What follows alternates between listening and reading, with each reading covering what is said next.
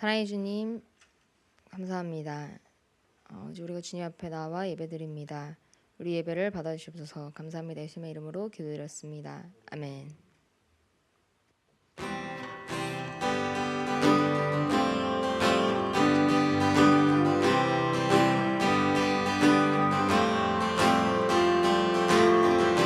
산과 시내와 붉은 노을과 땅의 모든 것 주 다스리네. 내 안에 갈망 유일한 소망 주님 날 다스 생각을 넘어 모든 말보다 나의 생활이 말하게 하소서. 세상 그 어떤 것보다 소중한 내 주님 날 이끄심을 주셔서 통치하소서. 헛된 나의 꿈 얻은 거두사 내 모든 것 아들이니 오셔서 다스리소서.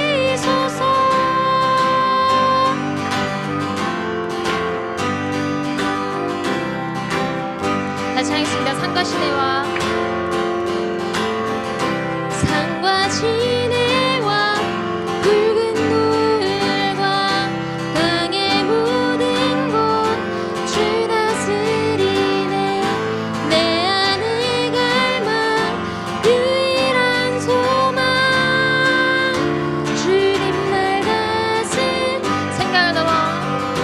생각을 넘어 모든 말보다 나의 생활이 말하게 하소서.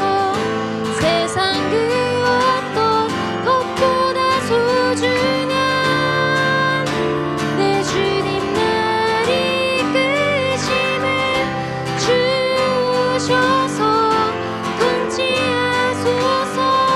헛된 나의 꿈 얻은 거두사 내 모든 것 아들이니 오셔서 주셔서 통치하소서. 헛된 나의 꿈 내 모든 것 아들이니 오셔서 주셔서 통치하소서. 헛된 나의 꿈 얻은 다시 한번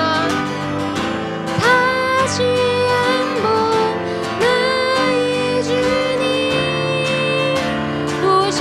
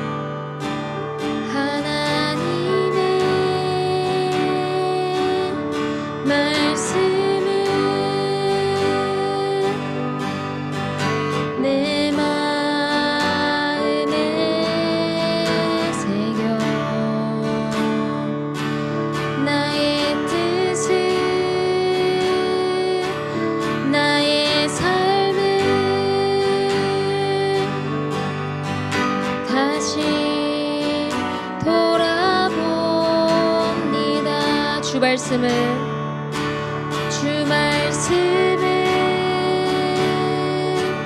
살아계셔 나를 보게 하시고 말씀으로 나의 삶을 인도하여 주소서.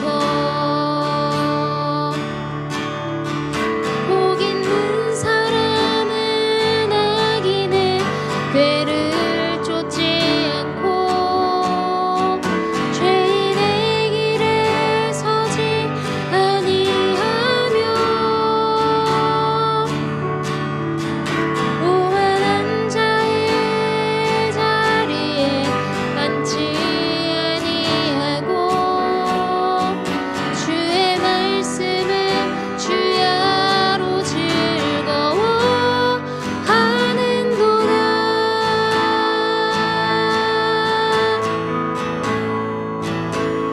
주 하나님 내게 말씀하소서.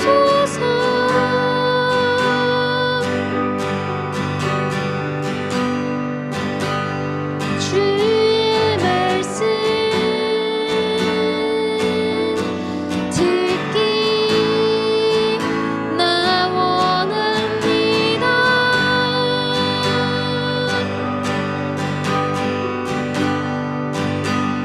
주 하나님 내게 말씀하시네.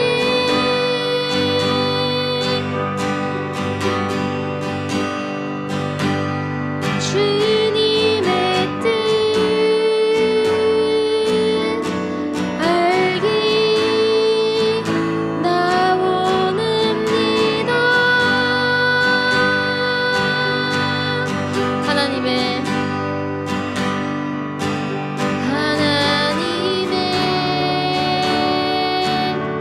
말씀을 내 마음에 새겨 나의 뜻을 나의 삶을 다시 돌아봅니다. 주 말씀은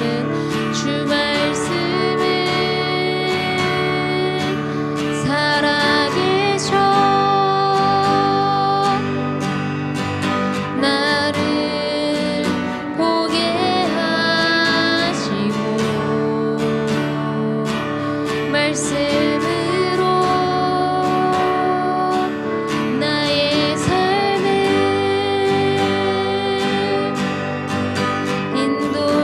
인도하여 주소서.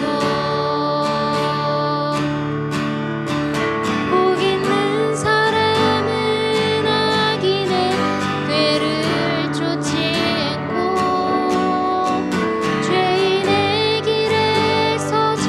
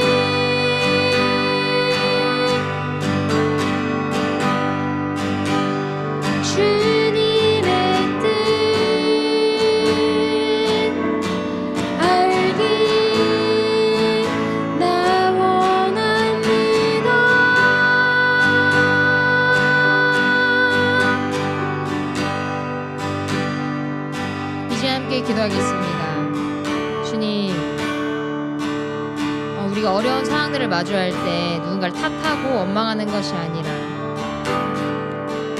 주님의 군사로서의 책임감을 가지고 말씀을 듣고 순종하는 데 집중하며 나아가는 자들이 될 수 있도록 하여 주옵소서. 시간 함께 기도하겠습니다.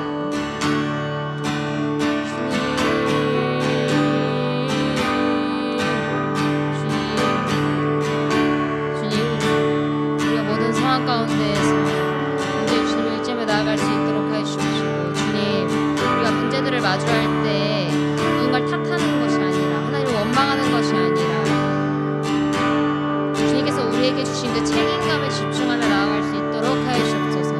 주님께서 우리가 주님께 온전히 귀를 기울이고 주님께 주신 말씀에 집중해서 그 말씀 가운데 온전히 순종하는 데 집중하며 나아가는 자들이 될 수 있도록 하여 주옵소서. 주님, 그런 예배가 될 수 있도록 하여 주옵소서.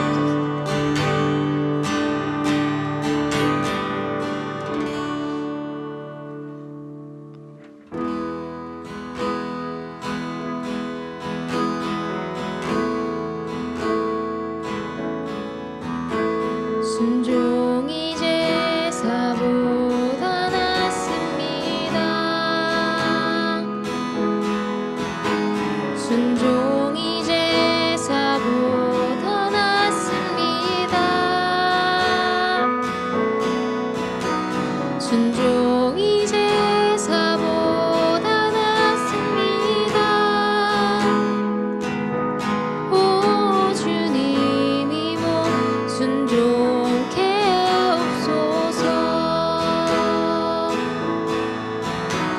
듣는 것이 순양의 기름보다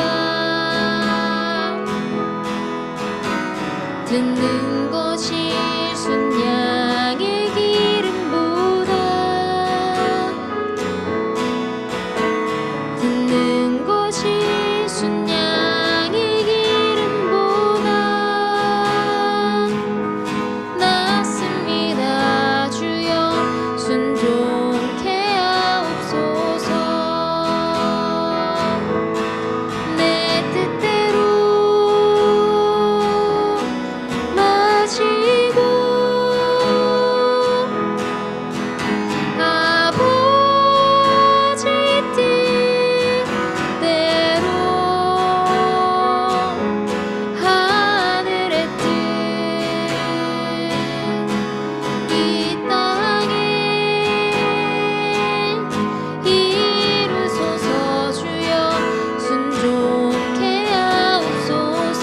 내 원대로 하시고 내 원대로 마시고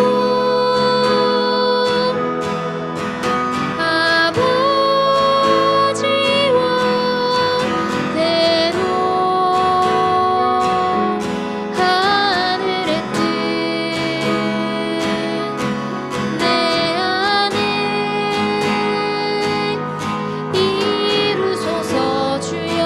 순종케 하옵소서. 다시 하겠습니다.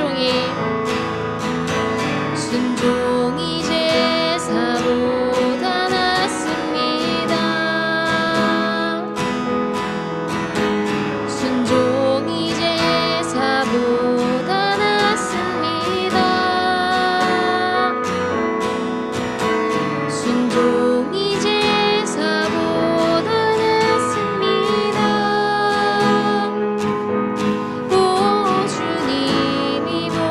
순종케 하옵소서.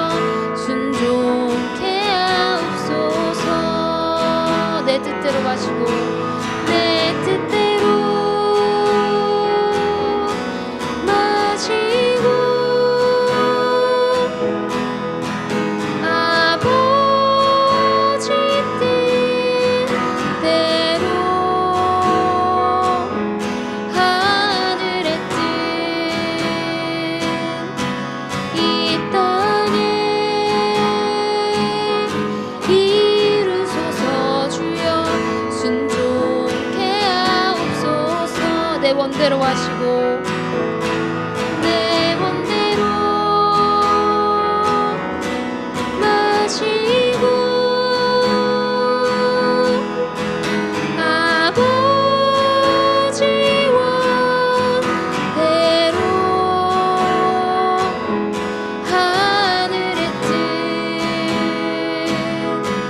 내 안에 이루소서. 주여 순종케 하옵소서. 완전하신 완전하신 나의 주 이 길로 날 인도하소서. 행하신 모든 일 주님의 영광 다 경배합니다. 완전하신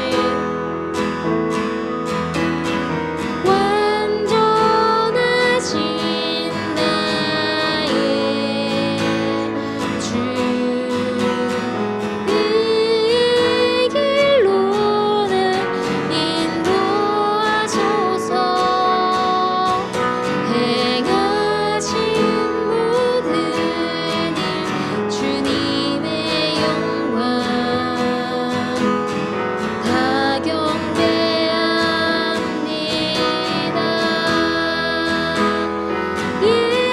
예배합니다. 찬양합니다. 주님만 날 다스리소서. 예배합니다. 찬양합니다. 주님 홀로 높임 받으소서. 완전하신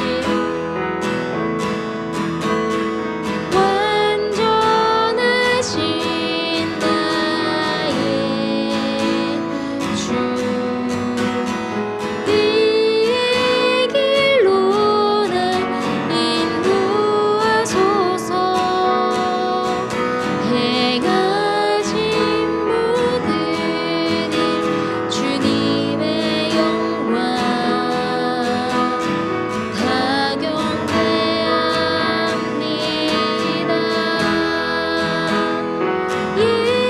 예배합니다.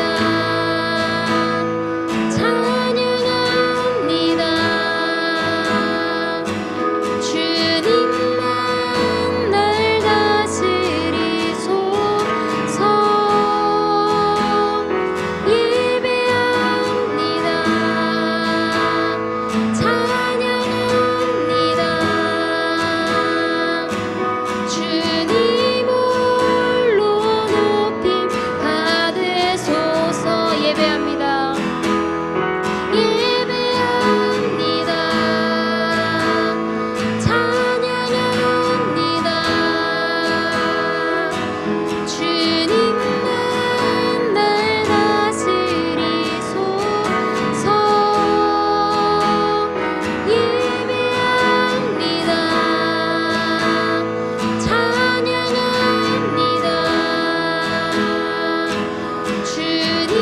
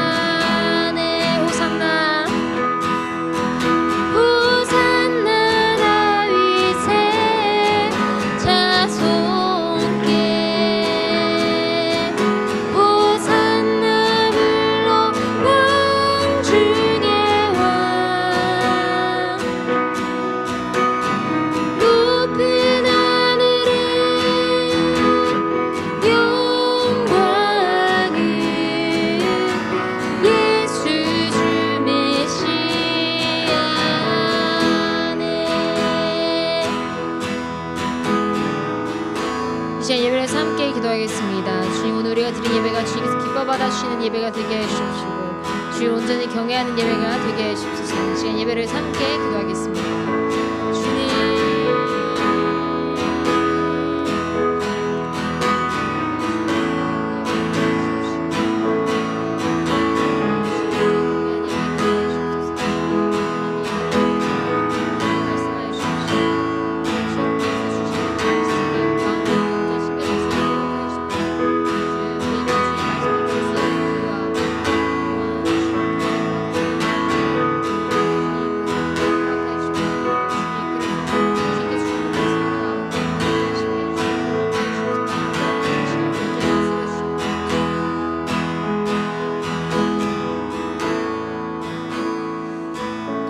주님, 우리가 함께 모여서 예배드릴 수 있는 기회를 허락하여 주셔서 감사드립니다. 이제 말씀 시간입니다. 목사님께서 말씀을 전하실 때 놀라운 기적과 역사가 일어나게 해주십시고 우리가 기쁨으로 순종의 결단을 하는 그러한 시간이 될 수 있도록 하여 주옵소서. 감사합니다. 예수님의 이름으로 기도드렸습니다. 아멘.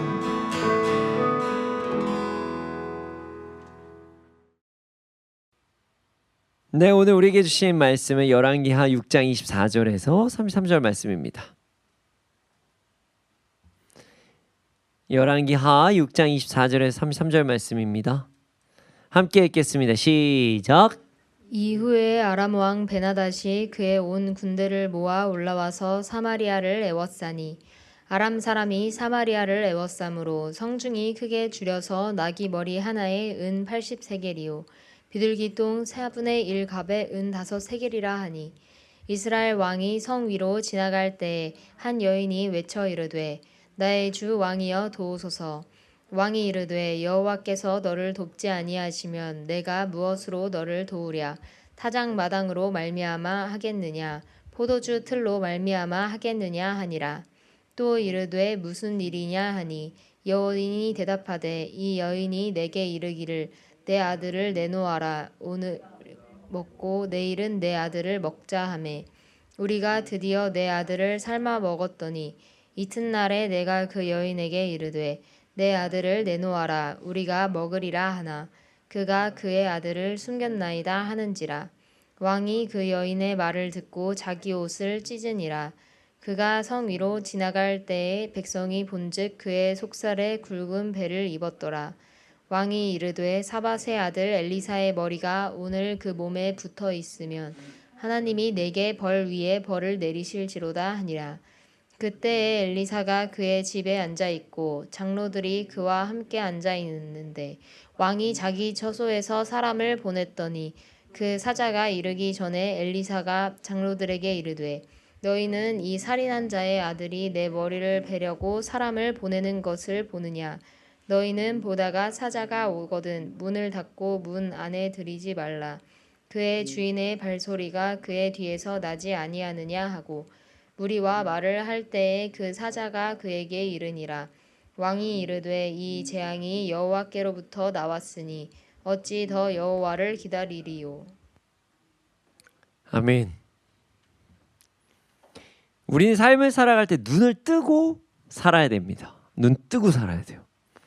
눈을 감고 살아가면 어딘가에 부딪힐 때도 있고 물건을 제대로 잡지 못할 때도 있습니다. 물론 다른 감각이 매우 뛰어나면 좀 덜 위험할 수도 있어요. 뭐 예를 들어서 뭐 청각이 매우 발달됐다. 뭐 그러면은 소리를 통해서 뭔가를 느낄 수도 있으니까요. 하지만 눈을 뜨지 않고 삶을 살아가다 보면 우리의 삶은 매우 위험하거나 불편한 삶을 살아갈 수가 있습니다. 그래서 심지어 우리가 이제 수영할 때도 눈 뜨려고 수경을 씁니다. 물 안에서도 눈을 떠야 되니까요. 자, 오늘 말씀은 눈 뜨는 것이 얼마나 중요한 것인지에 대해서 알 수 있는 말씀입니다. 오늘 말씀을 통해서 우리의 삶의 모든 부분에 제대로 눈을 뜨고 살아가는 우리가 되기를 소원합니다. 자, 24절 25절 말씀 함께 보겠습니다. 24절에서 25절입니다. 함께 보겠습니다. 시작. 이후에 아람 왕 베나닷이 그의 온 군대를 모아 올라와서 사마리아를 애워싸니 아람 사람이 사마리아를 애워싸므로 성중이 크게 줄여서 나귀 머리 하나에 은 80세겔이요 비둘기통 4분의 1갑에 은 5세겔이라 하니. 아멘. 그러니까 아람 왕, 그러니까 시리아 그 왕 베나닷이 그의 군대를 모아서 사마리아 북이스라엘의 중심부로 에워쌌습니다. 그로 인해 이스라엘의 주요 성인 사마리아에 경제적으로 큰 위기가 찾아왔어요. 뭐 이런 거죠. 음식을 공급받을 데가 없어요. 음식이 나지도 않아요. 먹을 게 귀해진 거죠. 그래서 나귀 머리 하나에 80세겔, 비둘기 똥 4분의 1 값에 은 5세겔 이렇게 되었다고 합니다.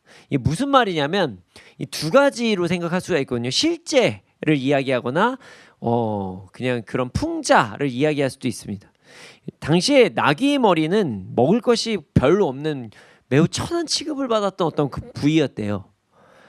이 80세겔이 정확히 그때 얼마인지는 모르지만 역사학자들은 은 한 800g 정도 되지 않을까? 이렇게 예측을 많이 해요. 좀 다를 수도 있습니다. 상당히 많이 값을 쳐주는 거죠. 비둘기 똥, 이건 진짜 말이 많아요. 아니, 비둘기 똥을 왜 사? 이렇게 하는 거, 그런 얘기들 하는데요. 이 비둘기 똥, 정말 쓰잘데기 없는 것도 5세겔이다 이렇게 이야기하시는 분들도 있고요. 아니면은 비둘기 똥을 그 당시에 무슨 어떤 연료로 썼기 때문에 5세겔이다 이러신 분들도 있는데 오늘은 이제 먹을 것에 대해서 이야기가 나오니까 아마 여러분 병아리콩 아시죠? 병아리콩, 그런 것처럼 비둘기 똥이라고 얘기하지만 그만한 어떤 콩 같은 종류를 그렇게 불러 썼던 것 같아요. 그거를 담아가지고 종이컵에 어떤 3분의 1 정도? 종이컵 정도? 어느 정도를 담은 게 은 5세겔이다. 이렇게 추측을 하고 있습니다. 콩 한 컵 정도가 은 5세겔. 엄청난 인플레이션이 일어난 거죠. 수요는 많은데 공급이 시리아군으로 인해서 완전히 끊겼기 때문에 가격이 폭등했다는 거예요. 먹을 게 없다. 그래서 아마 이게 비둘기 똥이 이 먹을 것, 콩 아닐까 이런 생각을 더 많이 할 수가 있을 것 같아요. 오늘 본문은 이런 이스라엘 상황에서 시작이 됩니다. 그러나 오늘 본문도 이전 상황을 먼저 이해한 후에 살펴보는 것이 전체적인 상황을 이해하는 데 큰 도움이 되기 때문에 이전 상황을 먼저 살펴보도록 하겠습니다.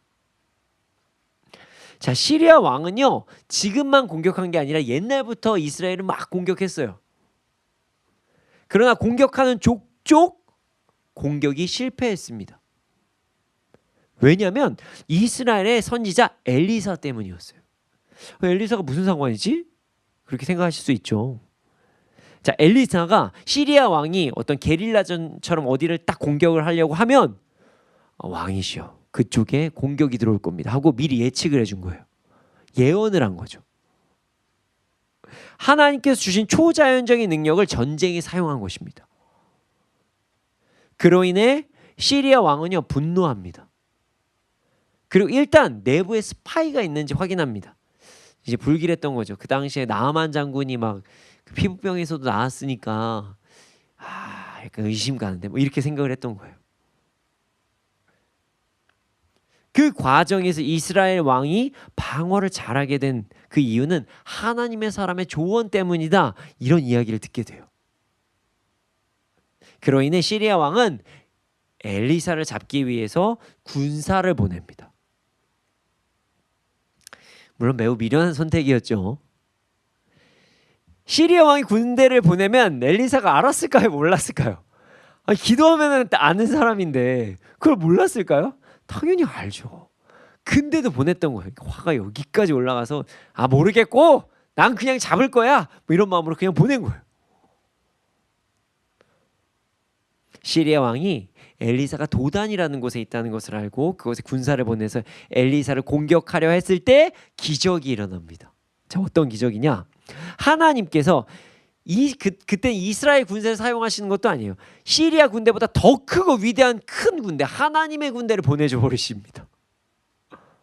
그리고 어떻게 하냐? 시리아 군대가 엘리사를 딱 공격하려고 할 때 그 타이밍에 시리아 군대를 눈을 멀게 하십니다. 물론 평생 눈이 먼 건 아니에요. 엘리사는 자신을 공격하기 위해 찾아온 어떤 군인들을 사마리아에 들어가게 한 후에 하나님 이제 다시 눈 뜨게 해주세요 이렇게 기도를 합니다. 그러자 시리아의 군인들은 이스라엘 군에 포위된 상황에서 눈을 뜨게 돼요. 자, 시리아 군대들 어떻게 됐을까요? 망했다. 다 죽었다. 이런 상황이었겠죠. 이때 엘리사는 군인들을 죽이지 말라고 합니다. 오히려 이스라엘 왕에게 왕이시여 물과 음식을 주십시오. 이렇게 부탁을 해요. 하나님께서 그들을 죽이라 하지 않으셨고 시리아 군인들에게 하나님의 위대하심 알게 하라 이렇게 말씀하시는 것 같으니 그들이 시리아에서 하나님의 위대하심을 알리게 죽이지 말고 오히려 아량을 베풀어 달라 이렇게 이야기를 하였고 왕은 그에 순종합니다. 엘리사의 판단은 정확했습니다. 시리아 왕은 하나님의 위대하심을 깨닫게 됐어요. 그래서 어떤 방법으로든 이스라엘은 못 이긴다 생각하고 당분간은 군인들을 보내지 않아요. 군사를 보내지 않아요. 그래서 한동안 이스라엘이 평안했습니다. 그러다 오늘 본문 상황이 벌어진 거예요.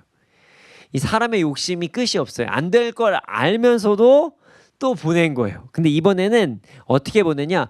국소전 안 되냐? 오케이. 그러면은 하나님께서 도와주셔도 안 될 방법을 찾자. 안 되겠다. 사마리아를 단숨에 많은 양으로 공격하자. 그래서 이스라엘의 수도격인 사마리아를 공격합니다. 이스라엘의 중심을 단번에 공격해서 이스라엘 왕의 숨통을 조이겠다 이렇게 결정한 거죠. 그로 인해 오늘 본문의 상황이 벌어진 것입니다. 시리아의 군대가 사마리아를 에워싸서 사마리아의 경제적인 공급이 끊어지게 되었고 그로 인해 물가가 치솟는 상황이 벌어진 거예요. 온 도시에 먹을 것이 없는 상황이 발생했다는 거예요. 자, 26절에서 29절 말씀 함께 보겠습니다. 자, 26절에서 29절입니다. 함께 보겠습니다. 시작. 이스라엘 왕이 성 위로 지나갈 때 한 여인이 외쳐 이르되 나의 주 왕이여 도우소서. 왕이 이르되 여호와께서 너를 돕지 아니하시면 내가 무엇으로 너를 도우랴. 타작 마당으로 말미암아 하겠느냐 포도주 틀로 말미암아 하겠느냐 하니라. 또 이르되 무슨 일이냐 하니 여인이 대답하되 이 여인이 내게 이르기를 내 아들을 내놓아라. 오늘 우리가 먹고 내일은 내 아들을 먹자 하매 우리가 드디어 내 아들을 삶아 먹었더니 이튿날에 내가 그 여인에게 이르되 내 아들을 내놓아라 우리가 먹으리라 하나 그가 그의 아들을 숨겼나이다 하는지라. 이거 아멘을 어떻게 너무 잔인한 얘기를 어쨌든 아멘입니다. 이스라엘 왕이 성벽 위를 이렇게 지나가고 있을 때 한 여자가 왕에게 부르짖습니다. 도와주십시오 왕이시여 뭐 이렇게 했겠죠. 그러자 왕이 이렇게 얘기해요. 난 당신을 도울 수가 없어요. 도울 방법이 없어요. 나도 힘든 거 알아요. 근데 나도 능력 없어요.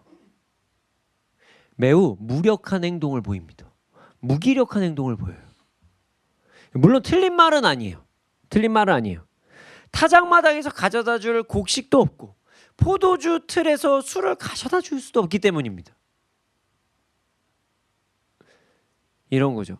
경제적인 지원을 원하는 거면 저도 어찌할 수 없으니까 그냥 말하지 마요. 나도 비참해지고 당신도 비참해지니까 내가 왕이긴 한데 말하지 마요. 틀린 말은 아니지만 참으로 무능력한 왕이죠.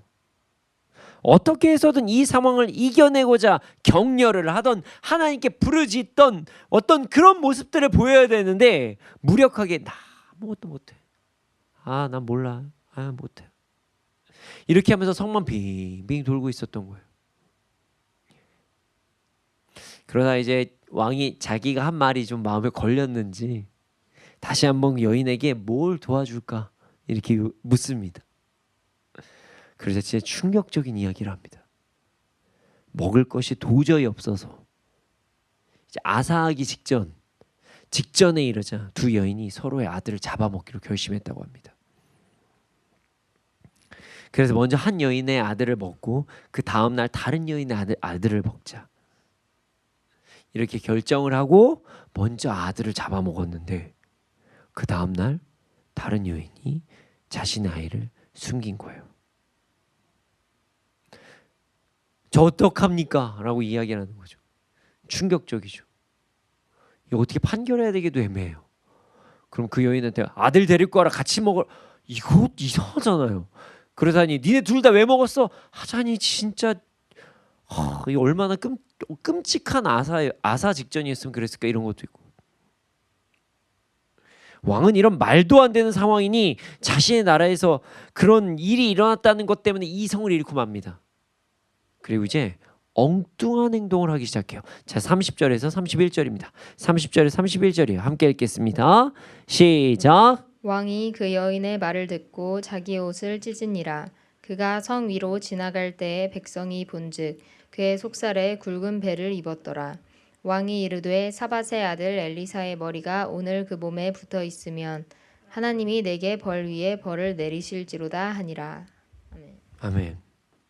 왕이 자신의 옷을 찢습니다. 그러자 백성들이 그 속옷에 굵은 배를 입었다는 것을 알게 됩니다. 당시 배옷은 당시 애통하는 자들이 입었던 옷이에요. 그 왕의 마음의 속마음을 이야기하는 것 같아요. 정말 애통하고 있었다. 겉으로는 표현 안 했지만, 담담한 척했지만 속으로는 애통하고 있었다. 근데 그 다음에 왕이 진짜 이상한 행동을 합니다. 엉뚱한 행동을 해요. 갑자기 내가 엘리사를 죽이겠다. 엘리사를 내가 당장 죽이겠다. 자, 이거 누가 했던 말이죠? 예전에 이세벨, 아합 왕의 아내가 했던 말이에요. 이세벨은요, 자신이 따르는 우상의 제사장들을 죽인 엘리야에게 분노를 합니다. 그리고 이렇게 얘기해요. 내가 엘리야를 안 죽이면은 내가 섬기는 우상에게 벌을 받아 마땅하다, 뭐 이런 얘기를 해요. 다르지만 비슷하죠. 이번에 이스라엘 왕이 엉뚱한 이야기를 한 겁니다. 그는 하나님을 모르는 사람이 아니었어요. 자, 엘리사의 도움으로 전쟁을 몇 번이나 막은 사람이었습니다. 그럼에도 불구하고 갑자기 엘리사 탓을 합니다. 왜 그랬을까요? 아마 이런 거겠죠. 이전처럼 하나님께서 능력 보여주셨다면, 이전처럼 엘리사가 능력을 보여줬다면 이스라엘 이렇게 힘들지 않았을 텐데, 엘리사가 이스라엘을 돕지 않아서 큰 문제가 생긴 거야. 그러니까 엘리사를 그냥 죽이겠어. 이렇게 행동을 한 거예요. 이게 참 안타까운 행동입니다. 자, 32절에서 33절입니다. 자, 32절에서 33절 말씀을 보겠습니다. 함께 읽겠습니다. 시작. 그때 엘리사가 그의 집에 앉아 있고 장로들이 그와 함께 앉아 있는데 왕이 자기 처소에서 사람을 보냈더니 그 사자가 이르기 전에 엘리사가 장로들에게 이르되 너희는 이 살인한 자의 아들이 내 머리를 베려고 사람을 보내는 것을 보느냐. 너희는 보다가 사자가 오거든 문을 닫고 문 안에 들이지 말라. 그의 주인의 발소리가 그의 뒤에서 나지 아니하느냐 하고 무리와 말을 할 때에 그 사자가 그에게 이르니라. 왕이 이르되 이 재앙이 여호와께로부터 나왔으니 어찌 더 여호와를 기다리리요. 아멘. 이때 엘리사는 그의 집에 있었습니다. 그리고 원로들도 그와 함께 있었어요. 그런 상황에서 왕이 엘리사에게 사람을 보냅니다. 그러나 엘리사는 전령이 도착하기 전에 장로들에게 살인한 자의 아들이 자신의 머리를 베기 위해 사람을 보냈다, 이렇게 이야기를 합니다. 다 알아차렸다는 거죠. 하나님께서는 이번에도 엘리사에게 왕이 보낸 사람이 찾아올 것이다, 이렇게 알게 하셨어요. 심지어 왕이 왜 엘리사에게 사람을 보냈는지도 알게 하셨어요. 그리고 어떻게 해야 하는지도 알려주었습니다. 엘리사는 전령이 오거든 문을 단단히 걸어 잠그고 그를 들어오지 못하게 하라. 자, 엘리사의 이야기대로 전령이 찾아왔습니다. 그리고 왕이 말을 전달합니다.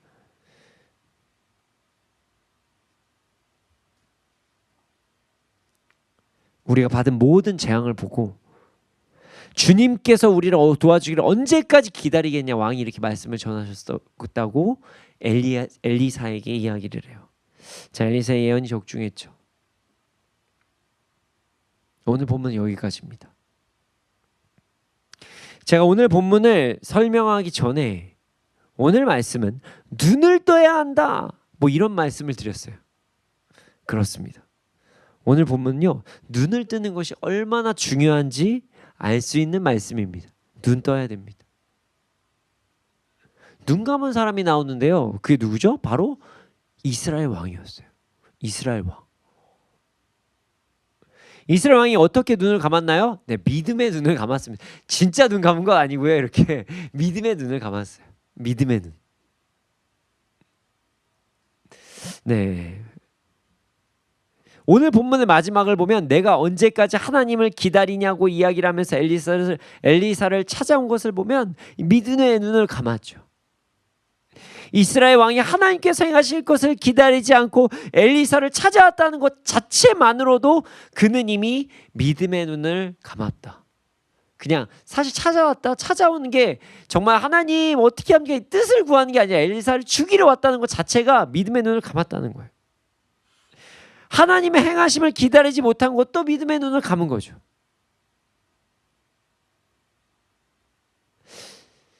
그런데 말이죠, 저는 오늘 이 믿음의 눈을 감은 종류 중에서 좀 구체적인 부분을 한번 나눠보려고 해요. 왕이 단순히 기다리지 못했다 이 내용을 이야기하려는 게 아닙니다. 왕이 믿음의 눈을 감음으로 인해서 공격 타겟을 잘못 잡았다 이 이야기를 하고자 합니다. 여러분, 사마리아, 그러니까 이스라엘을 공격한 곳이 어디죠? 누가 이스라엘을 공격했죠 지금? 하나님께서 사마리아를 공격하셨나요? 아닙니다. 정확히 알아야 돼요. 하나님께서는 이스라엘이 위기에 처할 때마다 계속 도우셨어요. 오늘 본문 이전 말씀을 통해서 우리는 하나님께서 이스라엘을 지속적으로 도우셨다는 걸 알 수 있습니다. 엘리사를 통해 시리아 왕이 이스라엘의 어디를 공격할 것인지 사전에 알려주셔서 시리아의 공격을 방어할 수 있도록 하셨어요. 엘리사가 무슨 시리아를 내통해서 그랬나요? 아니에요.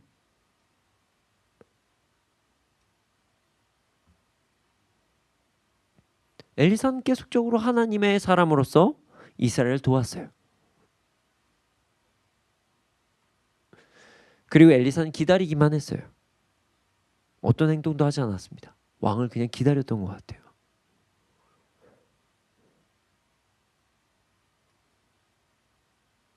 방금 말씀드렸던 것처럼 엘리사를 사용하셔서 하나님께서는 엘리사를 사용하셔서 이스라엘이 어디를 방어해야 하는지 알게 하셨어요. 그럼 엘리사는 아군인가요? 적군인가요? 아군이에요.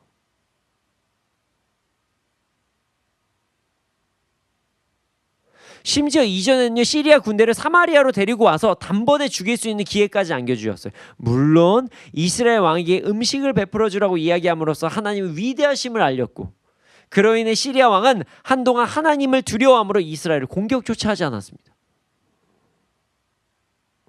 여러분, 이스라엘을 공격한 곳 어디죠? 누가 이스라엘을 공격했죠? 바로 시리아입니다. 아람이 공격했다는 거예요, 이스라엘을. 그런데 말이죠, 지금 이스라엘 왕은 엉뚱한 행동을 하고 있어요. 공격을 해야 할 대상을 공격하지 않고 자신의 아군을 공격하는 말도 안 되는 행동을 하고 있는 거예요, 지금. 이게 뭐랑 똑같은 거냐면요, 마치 축구를 해요. 축구 경기를 하는데 상대팀이 강하게 몰아붙인 것에 짜증이 나서 우리 팀을 공격한 거예요. 좀 구체적으로 이야기해 볼까요? 어떤 상황이라 볼 수 있냐면, 상대 공격수가 계속적으로 막 슛을 때려요. 자, 슛을 때리면 어떻게 해야 돼요? 골키퍼 막아야 되죠. 골을 잡아야 됩니다. 볼을 잡아야 돼요. 그리고 골키퍼가 볼을 잡고 있는 시간이 많아졌어요. 그러니까 갑자기 우리 팀 공격수가 이렇게 이야기하는 거야. 아니, 왜 이렇게 볼을 많이 잡고 있어요? 골키퍼가. 왜 그렇게 공 마음대로 많이 잡고 있어요? 공을 좀 줘야지 나한테. 내가 그렇게 공격하지. 막 그러면서 골키퍼한테 짜증을 내는 거예요. 그게 아니라 지금 슛을 때려서 잡은 것뿐인데 난 바로 찼는데 계속 찼는데 어떡해. 아무리 얘기도 안 들어. 아니, 나한테도 공중 패스를 하라니까 우리가 공격을 해야지. 막 이러는 거예요.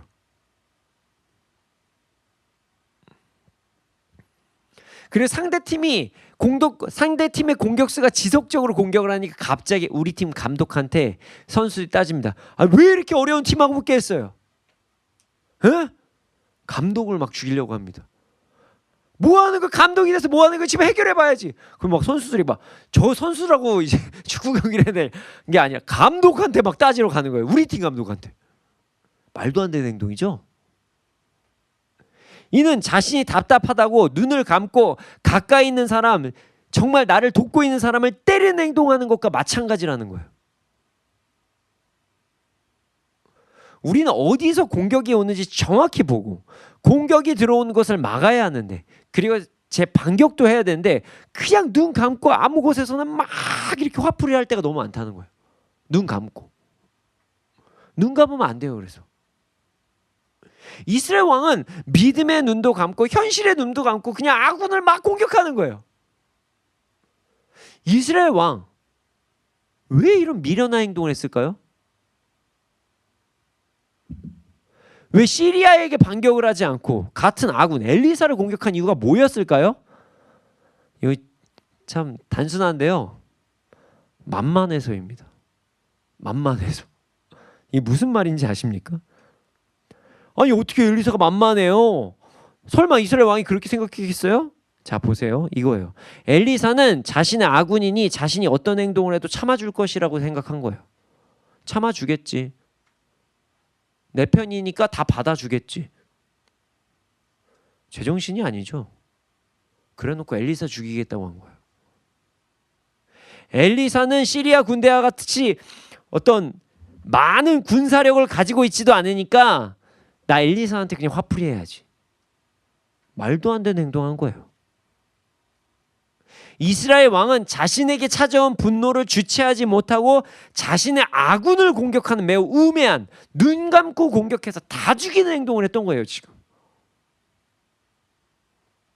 여러분, 우리의 모습을 되돌아보기를 소원합니다. 우리도 이스라엘 왕과 같은 행동을 할 때가 참 많아요. 밖에서 문제가 생겼을 때, 내가 해결하지 못하는 문제를 마주할 때, 어려운 일이 자신에게 찾아왔을 때, 그런데 그 문제는 자신이 도저히 못할 것 같다, 해결하지 못할 것 같다는 생각이 들 때 우리는 엉뚱한 행동을 할 때가 있습니다. 괜히 나의 동역자들한테 막 짜증을 냅니다. 막 짜증내요. 옆에 있다는 이유로 짜증냅니다. 왜 나를 도와주지 않으면서 막 짜냐고 하면서 막 짜증내요. 심지어 이렇게도 얘기해요. 지난번에 도와줬는데 이번엔 왜 안 도와주냐고 얘기하면서 짜증내요. 이게 매우 미련하고 이기적인 행동이죠. 자신이 문제를 해결하지 못하고, 만약에 해결은 될 것 같아요. 하지만 오랜 시간 걸릴 것 같으니까, 아니 매우 하기 싫은 어려운 일이라고 생각하니까 주위 사람들한테 그냥 막 화풀이하고 다니는 거예요. 그리고 도와줬던 사람들한테 오히려 더 짜증내요. 제정신이 아니죠. 여러분, 우리는 절대로 그런 행동에서는 안 됩니다. 아군과 적군을 구별을 못하고 아무 곳에서나 공격하는 행동을 한다면 이는 공동체 전체에 위기가 찾아올 수 있다는 거예요. 심지어 여러분 스스로에게도 손해가 되는 행동을 하는 거예요. 지금 우리는 우리의 문제의 원인을 정확하게 파악하고 나의 아군, 동역자들에게 도움을 요청하고 도움 주는 것이 가능한 이들과 함께 그 문제를 해결하면 되는 거예요. 그냥. 그리고 이때 우리가 알아야 되는 것이 있습니다. 도와주는 것, 함께 하는 것, 이건 선의로 하는 것입니다. 좋은 마음으로 하는 거죠. 근데 도움은 의무가 아닙니다. 근데 마치 많은 사람들이 도움을 많이 받다 보면 도움을 주지 않는다고 화를 내는, 마치 이스라엘 왕과 같이 그런 어이없는 행동을 할 때가 많아요. 지난번에 해줬고 지지난번에도 해줬는데 이번에 왜 안 해주냐. 이스라엘 왕과 같은 행동을 우리가 할 때가 많이 있다는 거예요. 부모님들 여기 계시는데 자녀들 한번 생각해 봐야 됩니다. 자녀들도 있는데 부모님들도 한번 생각해 봐야 되고, 동역자들이 함께 계시는데 동역자들에 대해서 한번 생각해 봐야 됩니다. 도와주는 건 당연한 게 아니에요. 감사해야죠. 항상 서로에게 감사할 일만 있는 거예요. 그래서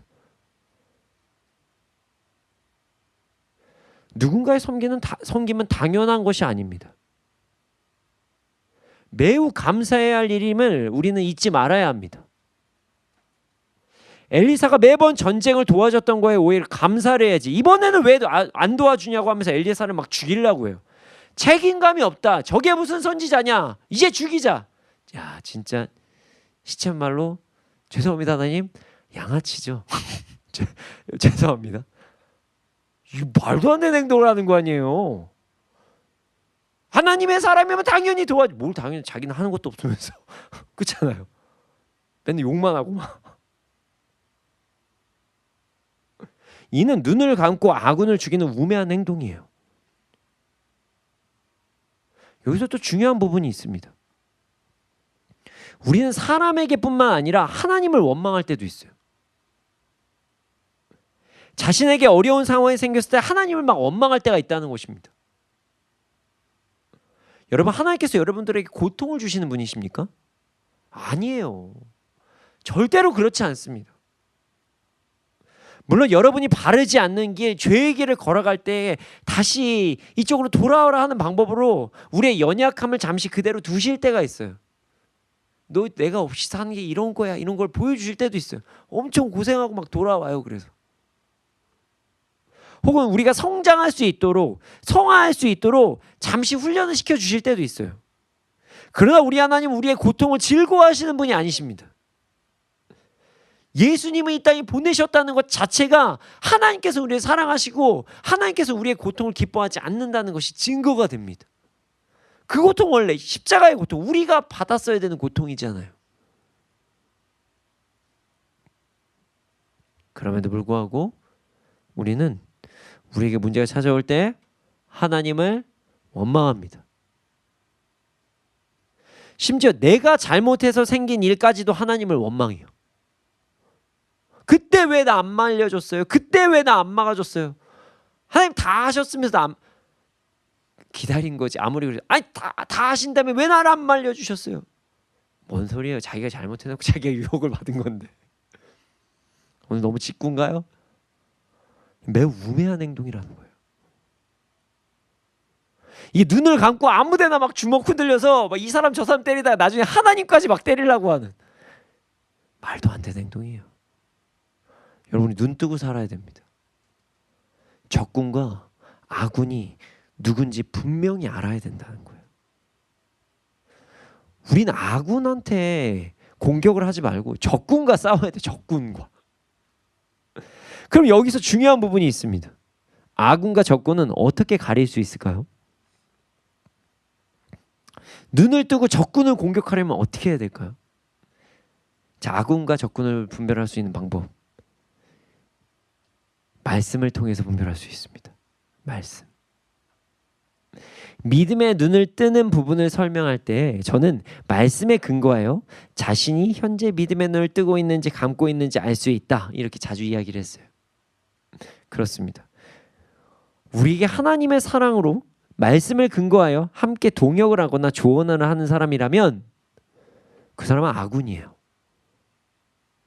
하나님의 말씀에 근거하여 함께 동역을 하고 상호 책임을 지며, 그리고 또한 하나님의 말씀에 근거하여 조언을 하는 사람이라면 아군이에요.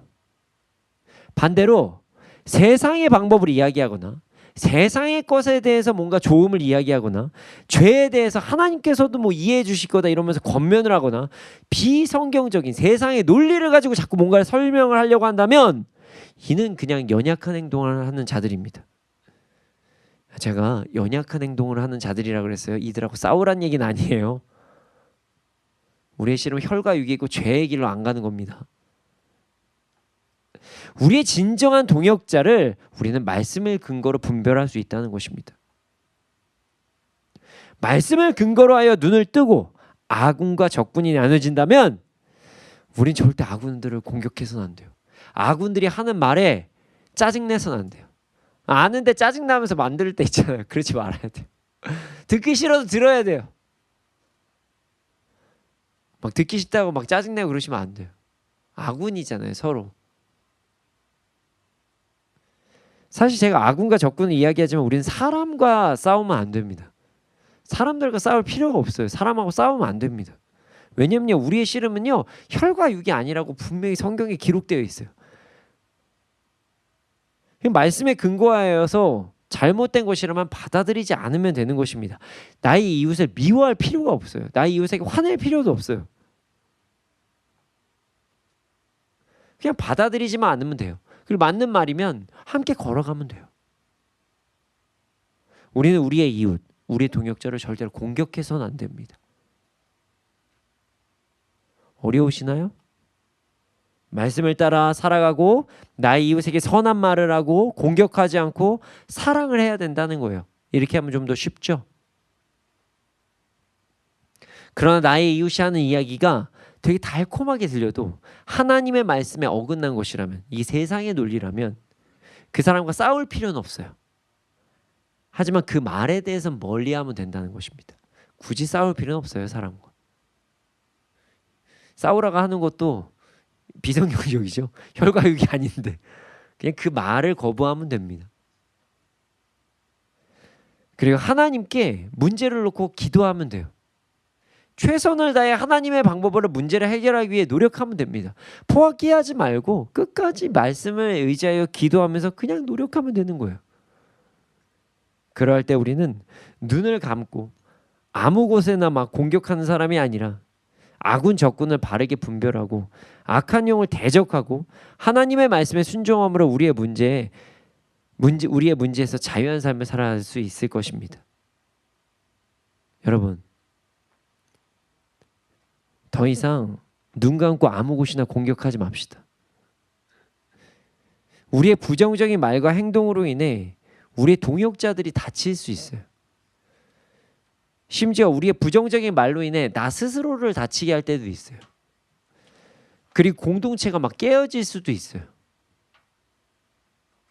우리 모두 문제가 찾아왔을 때 우리의 동역자 혹은 나 스스로 그리고 우리의 공동체를 공격하는 것이 아니라 악한 영을 대적하고 하나님께 문제 해결을 위해 기도함으로 이 땅에서 바르게 눈을 뜨면서 지혜롭고 풍성한 삶을 누리며 살아가기를 소원합니다. 이 시간 함께 찬양하겠습니다. 가사를 묵상하면서 함께 찬양했으면 좋겠어요. 여러분, 전쟁은 하나님께 속한 것입니다. 하나님의 말씀에 근거하여서 전쟁을 해야 될 땐 전쟁을 하면 됩니다. 그리고 사랑을 해야 될 때 사랑을 해야 됩니다. 절대로 아군을 공격하지 마십시오. 하나님의 말씀의 근거로 진정한 적과 대적하고 하나님의 말씀에 순종함으로 이 땅에서도 풍성한 삶을 누리며 살아가는 우리가 되기를 소원합니다. 함께 찬양하겠습니다.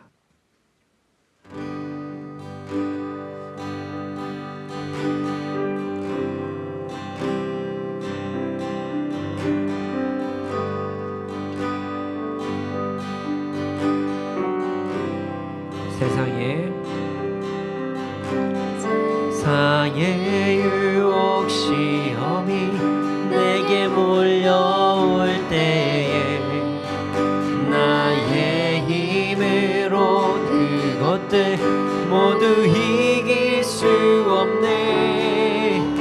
거대한 폭풍 가운데 위축된 나의 영혼 어찌할 바를 몰라 헤매이고 있을 때 거짓과 속임수로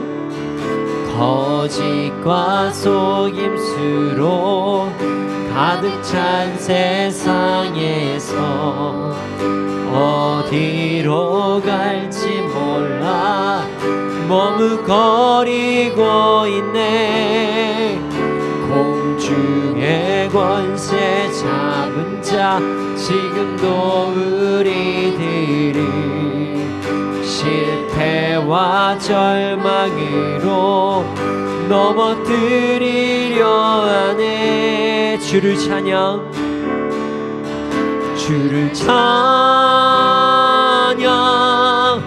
손을 들고 찬양.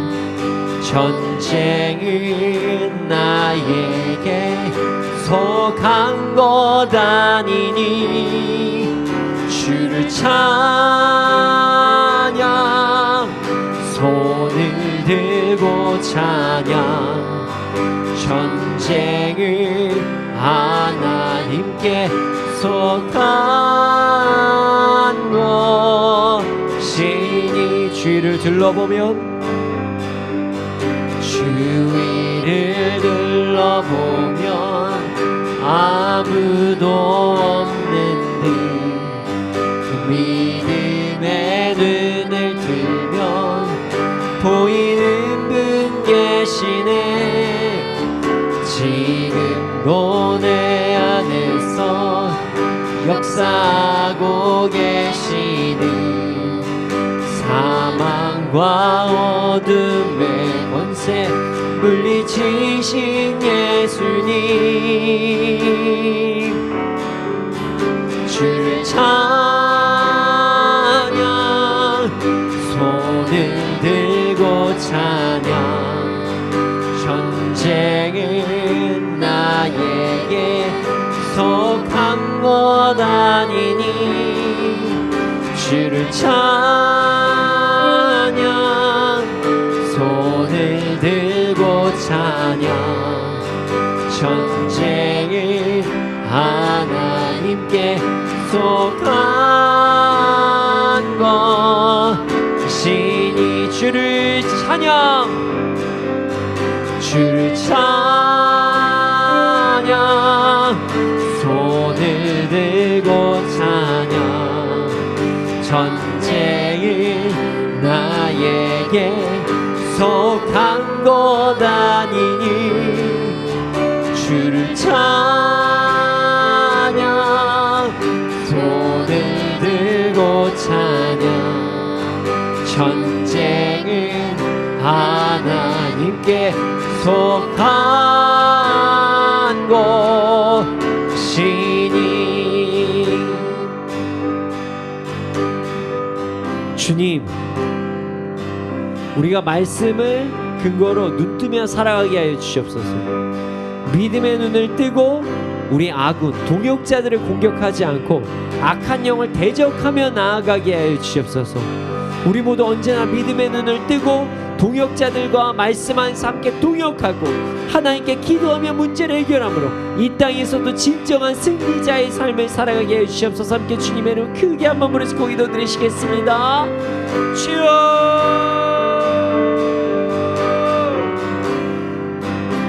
아버지 하나님 이제 역사해 주십니다.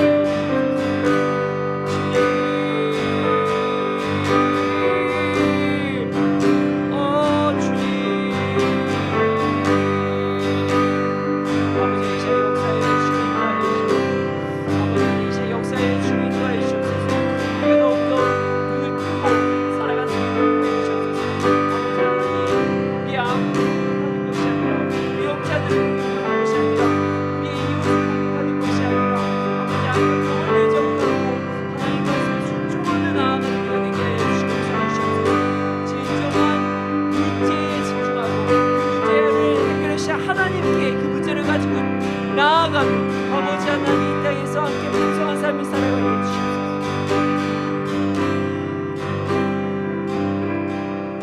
주님 이제 더 이상 우리가 눈 감고 전쟁하지 않게 하여 주시옵소서. 이게 어느 누군가 악한 것이 맞겠지라고 생각하면서 아무 곳에나 화살을 쏘지 않게 하여 주시옵소서. 아무 곳에나 주먹질을 하지 않게 하여 주시옵소서. 우리가 눈을 뜨고 우리의 씨름 혈과육이 아님을 알고 악한 영을 말씀으로 대적하고 우리 동역자들은 서로 사랑하며 하나님께 주신 사명을 온전히 이루게 하여 주시옵소서. 그래서 싸워야 될 것들 정사와 권세 악한 영들을 대적하고 하나님께서 우리에게 맡겨주신 동역자들과 더욱더 사랑하며 이 땅에서도 풍성한 삶을 살게 해주시옵소서.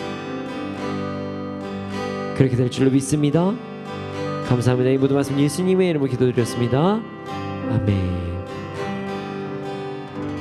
지금 드려진 예물이 있습니다. 이 예물이 쓰여진 곡금마다 30배, 60배, 100배 열매가 일어나게 해주시옵소서. 지금 우리 구주 예수 그리스도의 은혜와 하나님의 크신 사랑과 성령님의 감화감동하신 그 역사하심이 언제나 어느 때나 악한 영을 대적하고 우리 동역자를 사랑함으로 진정한 정확한 전쟁을 하며 나아가는 자들의 머리 위에 이 나라 이 민족 가운데 지금부터 영원토록 함께 있을지어다. 아멘.